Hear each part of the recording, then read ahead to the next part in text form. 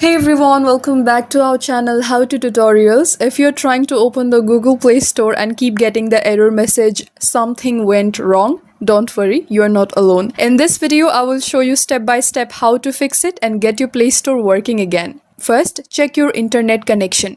Make sure you're connected to a stable Wi-Fi or mobile data network. Try switching between Wi-Fi and mobile data to see if the Play Store loads properly. Second, restart your device. Sometimes a simple restart can clear temporary glitches. Hold down the power button and restart your phone and try again. Third, clear Google Play Store cache and data. For that, go to Settings. Scroll down and find this option called Apps and tap on it. Use the search icon at the top right and search Google Play Store. Scroll down and go to Storage and tap Clear Cache and then Clear Data. Reopen the Play Store and check if the error is gone.